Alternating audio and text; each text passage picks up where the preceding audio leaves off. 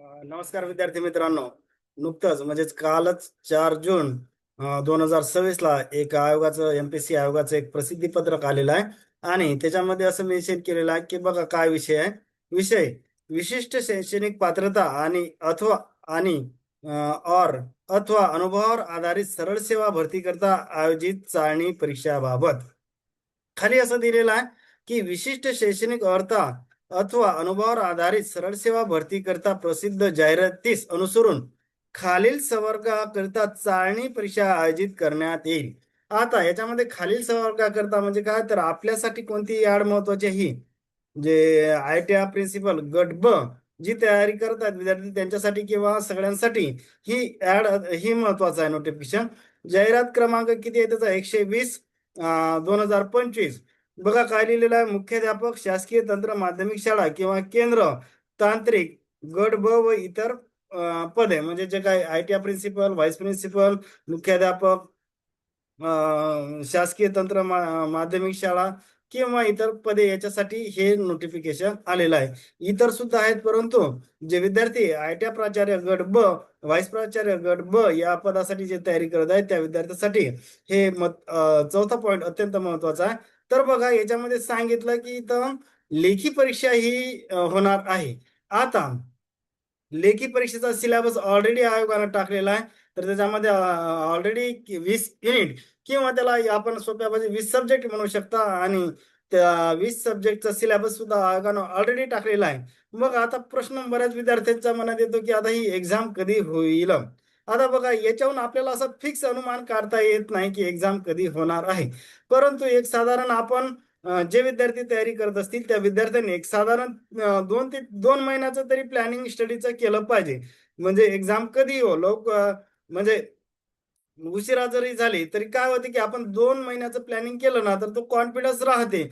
नाहीतर काय होते बाबा कधी होईल काय होईल याच्यामध्ये काय होते की खूप उशिरा होईल का, तर मग त्याच्यामध्ये आपला जो काही स्टॅमिना किंवा जे कन्सिस्टन्सी आहे ती मेंटेन करता येत नाही. त्याच्यामुळे आपण जे विद्यार्थी सिरियसली तयारी करत असतील त्या विद्यार्थ्यांनी एक साधारण 2 महिन्याचं प्लॅनिंग करायला हरकत नाही. म्हणजे काय होईल की परीक्षा कधी हो, परंतु जर तसं केलं तर काय होते, जर लवकर तारीख आली तर ते आपल्या कंट्रोलमध्ये राहते. अदरवाईज आपण चालढकत अभ्यास करण्यात जर चालढकत करत राहिलो तर काय होणार, तारीख येणार मग ती सिच्युएशन हँडल होणार नाही आणि आपल्याला त्या काळात ते कॉन्फिडन्स राहणार नाही. त्याच्यामुळे एक साधारण 2-2.5 महिन्याचं विद्यार्थ्यांनी प्लॅनिंग करून त्यानुसार जे काही असते आपला स्टडी प्लॅन म्हणजे 20 युनिट दिलेले आहे ते 20 युनिटसाठी कसा स्टडी प्लॅन करता येईल, तर तेवढा किती वेळ द्यावा लागेल. कारण की बघा विद्यार्थी मित्रांनो, नुसतं 20 युनिट नाही, त्याच्यामध्ये 5-6 कायदे सुद्धा दिलेले आहेत. काय एका कायद्याचा अभ्यास करायला सुद्धा खूप वेळ लागतो आणि त्यामुळे वेळ तर द्यावा लागणारच आहे. आणि सगळ्यात महत्वाची गोष्ट म्हणजे काय, तयारी करणारे जवळपास 95 ते 99% जरी कन्सिडर केले तर हे जॉब करणारे विद्यार्थी आहेत. आता जॉब करणारे विद्यार्थी आहेत त्याच्यामुळे काय होते की बऱ्याचदा विद्यार्थ्याला वेळ मिळत नाही. दररोज असे 7 ते 8 तास वेळ काढू शकत नाही.